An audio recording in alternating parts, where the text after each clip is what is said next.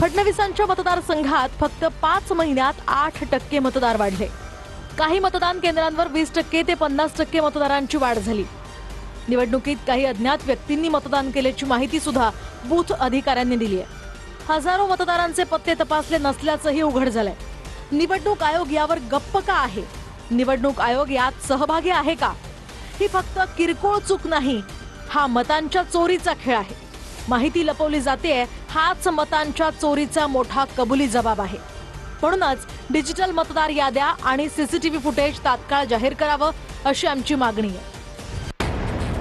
राहुल गांधीजी, महाराष्ट्रातल्या दारुण पराभवामुळे आपल्याला होत असलेला त्रास दिवसेंदिवस वाढत चाललाय।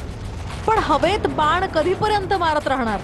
महाराष्ट्रात 8% अधिक मतदान वाढलेले 25 पेक्षा जास्त मतदारसंघ आहेत। यातल्या काही मतदारसंघात काँग्रेसचाही विजय झालाय।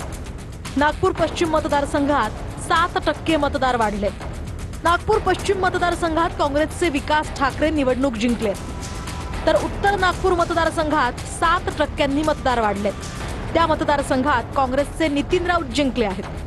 पुणे जिल्ह्यातल्या वडगाव शेरी मतदारसंघात 10% मतदार वाढलेत। तिथे शरद पवारांच्या राष्ट्रवादीचे बापूसाहेब पठारे विजयी झालेत। मालाड पश्चिम मध्ये 11% मतदान वाढलंय। तिथे आपल्याच पक्षाचे असलम शेख जिंकले आहेत। तर मुंब्रा मतदारसंघात 9% मतदान वाढलंय। तिथे शरद पवारांच्या राष्ट्रवादीचे जितेंद्र आव्हाड निवडून आले। हे ट्विट करण्याआधी आपल्याच पक्षाच्या असलम शेख, विकास ठाकरे आणि नितीन राऊतांशी बोलला असतात तर चांगलं झालं असतं। काँग्रेसमधल्या संवादाच्या अभावाचं किमान एवढं वाईट दर्शन तरी झालं नसतं। फडणवीसांचे विरोधी उमेदवार प्रफुल्ल गुडदे यांनी ही लढाई जनतेपर्यंत घेऊन जाणार असल्याचं म्हटलंय। आम्ही सीसीटीव्ही फुटेज मागतोय।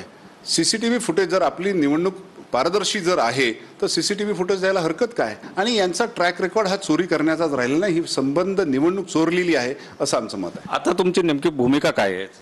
नाही, या संदर्भामध्ये आम्ही हे प्रकरण न्यायालयामध्ये पण मी घेऊन गेलेलो आहे। 2 याचिका या ठिकाणी प्रलंबित आहेत। राहुल गांधी हे वैफल्यग्रस्त झाल्याची टीका यावर प्रसाद लाड यांनी केली आहे। राहुल गांधीचं मानसिक संतुलन खराब झालेलं आहे। सपशेल त्यांची हार त्यांना सातत्याने दिसते।